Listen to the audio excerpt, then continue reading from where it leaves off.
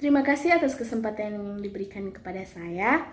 Perkenalkan, nama saya Diana Natalia Poli dengan NIM 711440120040 dari Prodi D3 Keperawatan tingkat 2B Poltekkes Kemenkes Manado.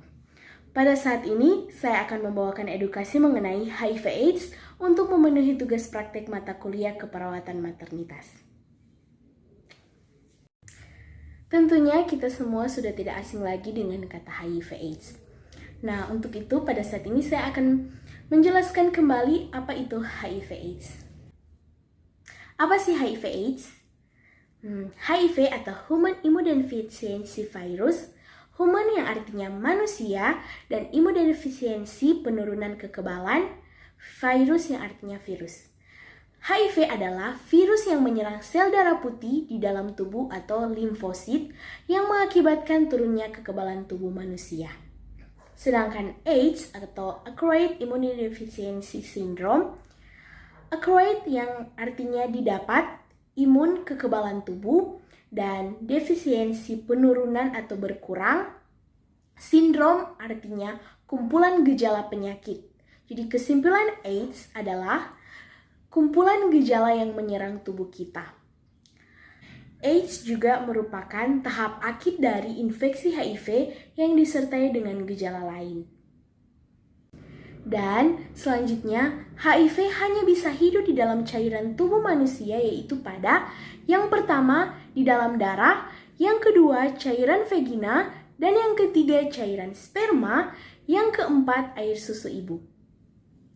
Dan untuk penyebaran HIV/AIDS, yang pertama, penggunaan jarum suntik tidak steril. Yang kedua, berhubungan seks berganti-ganti pasangan tanpa menggunakan kondom. Selanjutnya, transfusi darah dari yang terinfeksi HIV. Selanjutnya, ibu menyusui yang terinfeksi HIV. Dan untuk pencegahan HIV/AIDS, mari kita cegah HIV/AIDS dengan 5. ABCD. A. Absen. Tidak berhubungan seks saat jauh dari pasangan. Yang kedua, B. Be faithful atau setia. Tidak gonta-ganti pasangan. Dan C. Kondom. Memakai kondom saat melakukan hubungan seksual. Dan D. Drugs. Tidak mengonsumsi narkoba. E. Education. Aktif mencari informasi yang benar tentang HIV/AIDS. Selanjutnya, HIV tidak menular lewat yang pertama, air ludah, yang kedua, air mata, yang ketiga, muntahan, yang keempat, kotoran manusia, dan yang kelima, sentuhan dengan orang terinfeksi. Mari kita bahas siapa saja yang beresiko terinfeksi HIV/AIDS. Nah, yang pertama pada remaja, yang kedua PSK, yang ketiga penggunaan narkoba, dan yang keempat LGBT, dan yang terakhir, yang kelima petugas kesehatan.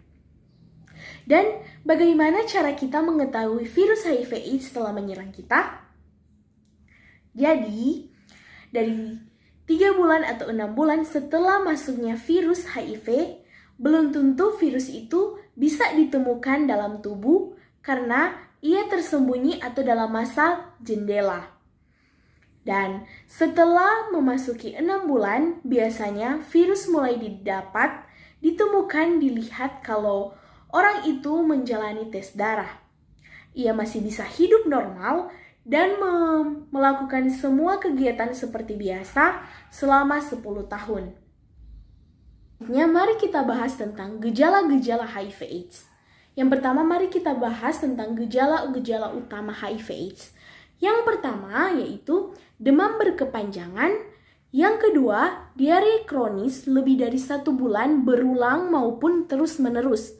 Dan yang ketiga, penurunan berat badan lebih dari 10% dalam 3 bulan terakhir.